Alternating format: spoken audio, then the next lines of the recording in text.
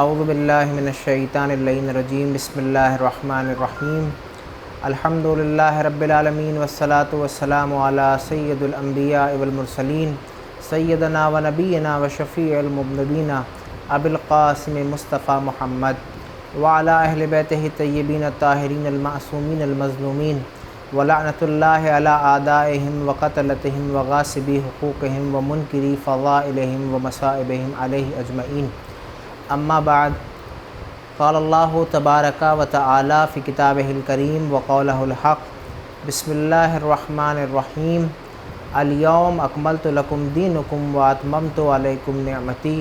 ورضیت لکم الاسلام دینا. سب سے پہلے میں تمام ویورز کی خدمت میں روز عید غدیر کی مبارکباد عرض کرتا ہوں اور خداوند متعال کی بارگاہ میں دعا کرتا ہوں کہ معبود ہم سب کی توفیقات میں اضافہ فرمائے اور ہمارے گناہان کبیرہ و صغیرہ بحق عید غدیر معاف فرمائے. عید غدیر عید اکبر کے نام سے مشہور ہے. اسلام میں 4 عیدیں وہ ہیں کہ جو مشہور ہیں، کہ جس میں عید الفطر، عید الاضحیٰ، عید غدیر اور عید مباہلہ شامل حال ہیں. لیکن اگر ہم عیدوں کو دیکھیں تو عیدوں میں سب سے بڑی جو عید ہے کہ جس کو ہم عید اکبر کہتے ہیں وہ عید غدیر کہلاتی ہے. عید غدیر وہ عید ہے کہ جس دن پیغمبر اکرم صلی اللہ علیہ وآلہ وسلم نے اپنے ولی، اپنے بھائی، اپنے جانشین کی ولایت کا اعلان بحکم خدا میدان غدیر میں کیا. آپ دیکھیے کہ جس وقت مولا متقیان علی ابن ابی طالب علیہ السلام کی ولایت کا اعلان ہوا، اس وقت نماز بھی آ چکی تھی، روزے کا حکم بھی آ چکا تھا. پیغمبر اکرم مسلمانوں کے درمیان اور مسلمانوں کے ساتھ حج بھی کر چکے تھے. پیغمبر کے ساتھ مسلمان جہاد میں بھی شرکت کر چکے تھے، زکوٰۃ بھی ادا کر چکے تھے. لیکن کہیں پہ ہمیں یہ نہیں ملا کہ اللہ کی طرف سے پیغمبر کے اوپر یہ حکم نازل ہوا ہو کہ اے پیغمبر آپ مسلمانوں سے یہ کہہ دیجئے کہ آج دین کامل ہو گیا اور نعمتیں تمام ہو گئیں. لیکن ہمیں یہ دیکھنے کو ملا کہ جس وقت پیغمبر اکرم صلی اللہ علیہ وآلہ وسلم 11ویں ہجری میں اپنے حج کو مکمل کر کے پورا کر کے واپس مدینے لوٹ رہے تھے تو آپ نے قم کے میدان میں تمام مسلمانوں کو جمع کیا، اس مقام پہ جمع کیا کہ جہاں مسلمان اپنے اپنے مقصد کی طرف، اپنے اپنے گھروں کی طرف واپس لوٹ رہے تھے. اس مقام کے اوپر، اس جگہ کے اوپر تمام مسلمانوں کو جمع کر کے روایت میں جو ملتا ہے وہ 1 لاکھ یا 1.25 لاکھ کا مجمع کہ جو پیغمبر کے ساتھ حج کر کے واپس لوٹ رہا تھا، 1 لاکھ کے مجمع کے درمیان مولا کائنات علی ابن ابی طالب کی ولایت کا اعلان کیا. ہم اسی سے اندازہ لگا سکتے ہیں اور اہمیت کو سمجھ سکتے ہیں کہ مولا کائنات علی ابن ابی طالب کی ولایت کی اہمیت دین اسلام میں کیا ہے. پیغمبر اکرم صلی اللہ علیہ وآلہ وسلم 11 ہجری میں جس وقت حج مکمل کر چکے تھے تو مسلمانوں کے ساتھ واپس مدینے لوٹ رہے تھے تو اسی وقت پیغمبر کے اوپر وحی الہی نازل ہوئی،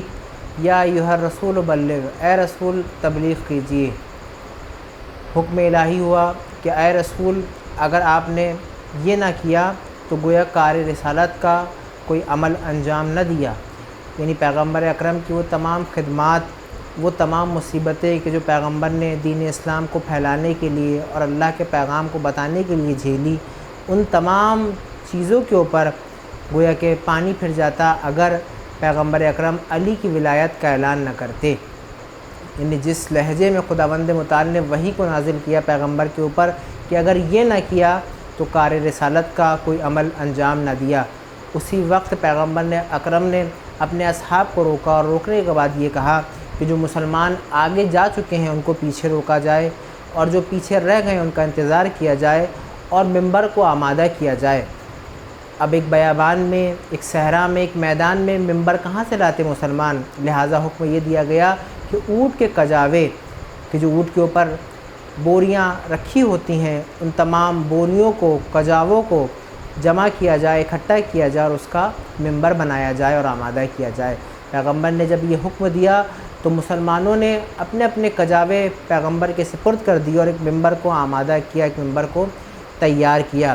جب منبر آمادہ ہو گیا اور تیار ہو گیا تو پیغمبر مولا کائنات کے ہاتھ کو پکڑ کے اس منبر کے اوپر اپنے ساتھ لے جاتے ہیں. اب جو روایت میں منظر یہ بیان ہوا ہے کہ اس میدان قم میں اتنی گرمی تھی، اتنی شدید گرمی تھی کہ مسلمان اپنی اباؤں کو سر کے اوپر رکھے ہوئے تھے، اور کچھ مسلمان اپنی اباؤں کو پیر کے نیچے بچھائے ہوئے تھے، یعنی زمین بھی گرم تھی اور دھوپ کی بھی شدت بہت زیادہ تھی۔ لہٰذا ایسے تپتے ہوئے اور ایسے چٹیل میدان میں مسلمانوں کو پیغمبر نے ایک مہم اعلان کے لیے روکا،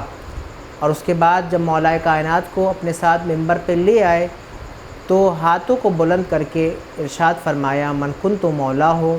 فعلی مولا، یا من کنت مولا ہو فہذا علی مولا، کہ جس کا میں مولا ہوں اس کے یہ علی مولا ہیں، جو مجھے دوست رکھے گا وہ علی کو دوست رکھے گا، جو مجھے دشمن رکھے گا وہ علی کو دشمن رکھے گا، جو مجھ سے محبت کرتا ہوگا وہ علی سے محبت کرتا ہوگا، جو مجھ سے دشمنی رکھتا ہوگا وہ علی سے دشمنی رکھتا ہوگا۔ یعنی مفصل خطبہ پیغمبر نے غدیر کے میدان میں فرمایا، اور فرمانے کے بعد پیغمبر نے 1,00,000 کے مجمع سے اپنے ہاتھ کے اوپر بیعت کی۔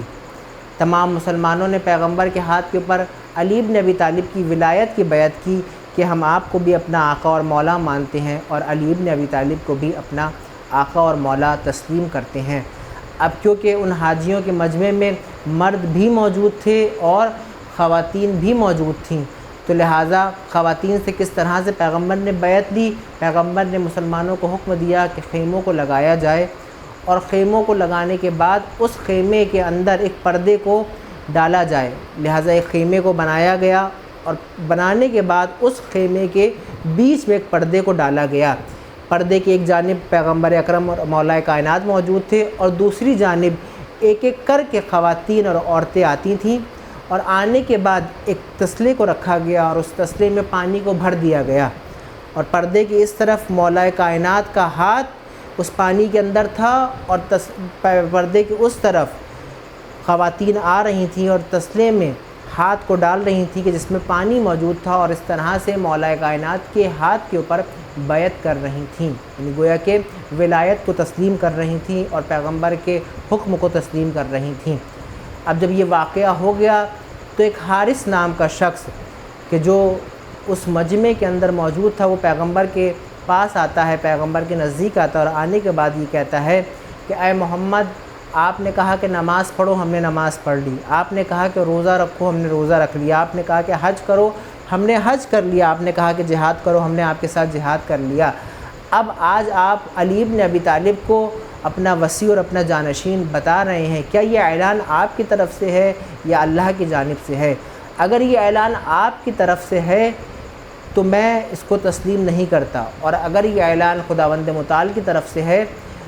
تو اگر آپ اپنے اعلان میں سچے ہیں تو اللہ کی جانب سے میرے اوپر پتھر کی بارش ہو جائے۔ بس اس کا یہ کہنا تھا کہ آسمان سے ایک پتھر آیا اور وہ وہیں پہ ہلاک ہو گیا۔ یعنی گویا خدا نے یہ ثابت کر دیا کہ پیغمبر وہ کہتے ہیں کہ جو ہم ان سے کہلواتے ہیں۔ قرآن کی آیت ہے کہ ما ینطق عن الہوی ان ہوا الا وحی یوحی، یہ رسول وہ رسول ہیں کہ جو اپنی طرف سے کچھ کلام نہیں کرتے، جو وحی الہی نازل ہوتا ہے اس کو لوگوں کے درمیان بیان کرتے ہیں۔ لہٰذا یہ حکم الہی تھا،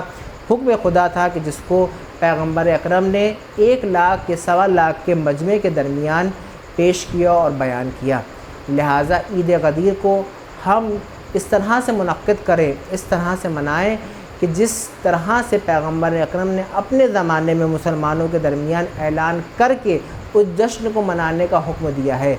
تاکہ ہم سے رسول بھی راضی ہوں، ہم سے اللہ بھی راضی ہو، اور ہم سے آل رسول بھی راضی ہوں۔ اور خاص طور سے ہم یہ خیال رکھیں کہ اس عید کے دن ہم اپنے عزیز و اقارب سے ملاقات کریں، اپنے رشتہ داروں سے ملاقات کریں، اچھے پکوانوں کو بنائیں، مہمانوں کو دعوت دیں، ان کی دعوت میں جائیں، اور اپنے محلوں کو سجائیں، اپنے گھروں کو تیار کریں اور سجائیں، تاکہ آنے والا سوال کرنے والا یا غیر مسلمان یا غیر شیعہ پوچھے کہ آج آخر کیا ہے، کس چیز کی خوشی ہے،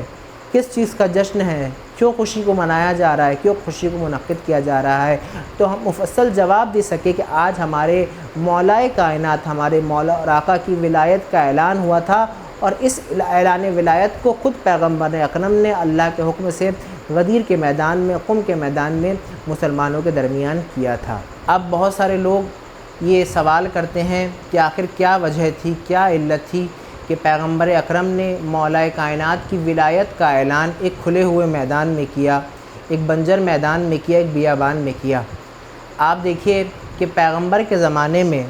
اور جس زمانے میں ہم اور آپ زندگی گزار رہے ہیں، زمین و آسمان کا فرق ہے۔ اس زمانے میں پیغمبر کے بعد یا خود پیغمبر کی زندگی میں کچھ لوگ ایسے تھے کہ جو اپنے کو ظاہر میں تو مسلمان کہتے تھے، لیکن وہ مسلمان کا لبادہ اوڑھے ہوئے تھے، دراصل میں وہ منافق تھے۔ تو خود پیغمبر کے زمانے میں اور پیغمبر کے وفات کے بعد انہوں نے جھوٹی روایات، جھوٹی حدیثیں پیغمبر سے منسوب کر کے اسلامی کتب میں درج کر دیں، جس کے نتیجے میں کیا دیکھنے کو ملتا ہے کہ آج مسلمان گمراہی کی طرف، حرام کاموں کی طرف، برائیوں کی طرف بڑھ رہے ہیں اور یہ کہتے ہیں کہ یہ اسلام نے بتایا ہے، یہ دین نے بتایا ہے، جبکہ اسلام اور دین نہ کسی کے اوپر ظلم کرنا سکھاتا ہے اور نہ ظلم کو سہنا سکھاتا ہے۔ آپ دیکھیے کہ پیغمبر اکرم نے مولا کائنات کی ولایت کا اعلان نہ خانہ کعبہ میں کیا، نہ مسجد نبوی میں کیا، نہ مدینہ میں کیا، نہ کسی محراب سے علی بن ابی طالب کی ولایت کا اعلان کیا۔ سوال کرنے والے سوال کر سکتے ہیں کہ آخر کیا وجہ تھی کہ پیغمبر اکرم نے مولا کائنات کی ولایت کا اعلان ایک کھلے ہوئے میدان میں کیا؟ تو میں ان لوگوں کی خدمت میں یہ جواب دینا چاہوں گا کہ اگر شاید پیغمبر اکرم علی کی ولایت کا اعلان کسی مسجد سے کرتے یا کسی محراب سے کرتے یا کسی عام ممبر سے کرتے یا خود خانہ کعبہ کی چھت کے اوپر چڑھ کے علی ابن ابی طالب کی ولایت کا اعلان کرتے تو اس وقت مسلمان بہانہ کر سکتے تھے کہ ہم عبادت میں مشغول تھے، ہم طواف کعبہ میں مشغول تھے، ہم نافلہ نماز پڑھنے میں مشغول تھے، لہٰذا ہم اس اعلان ولایت کو نہ سن سکے، نہ سمجھ سکے۔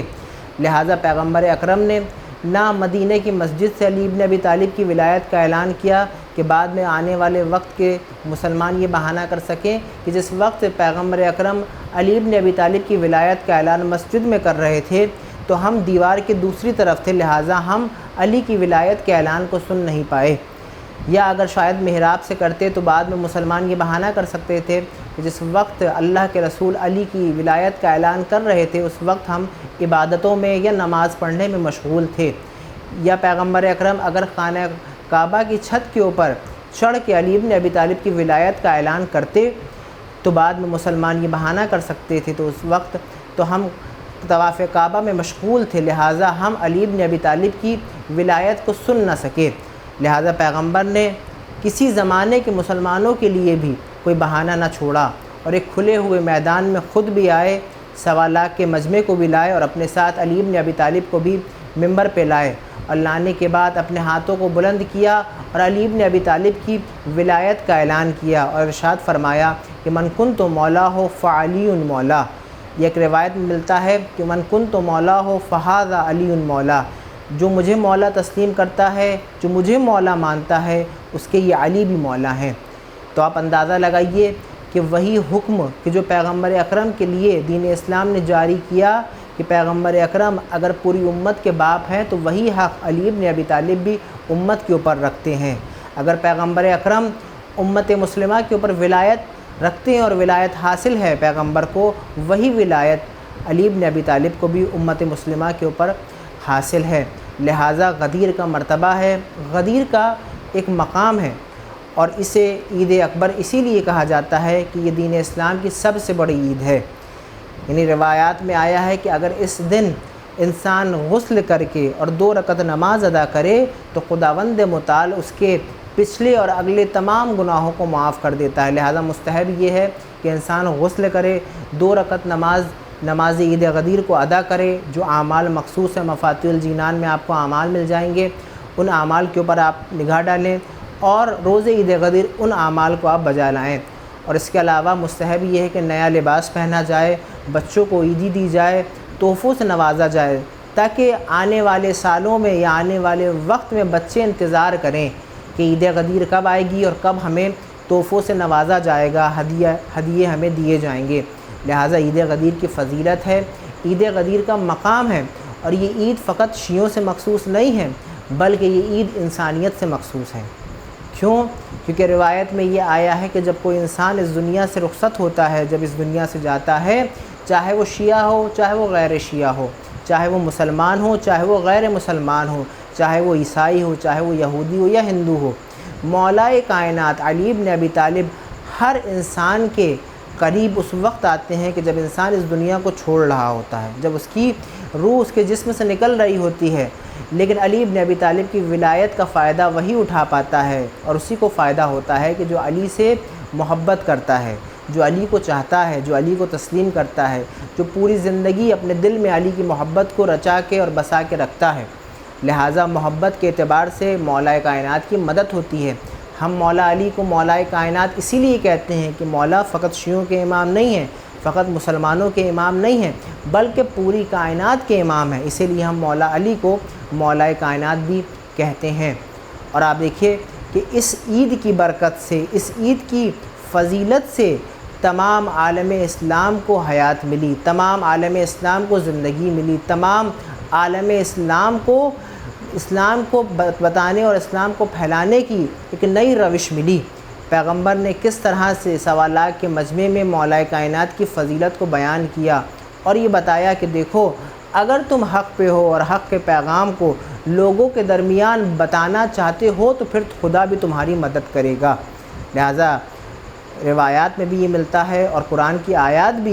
آیت بھی یہی ہے کہ اے پیغمبر آپ اعلان ولایت کو کیجیے، ہم آپ کے محافظ ہیں، ہم آپ کی حفاظت کرنے والے ہیں۔ لہٰذا عید غدیر کا یہ پیغام ہے اور یہ اہم پیغام ہے کہ ہم عید کو اس طرح سے منائیں کہ جو عید کا حق ہے۔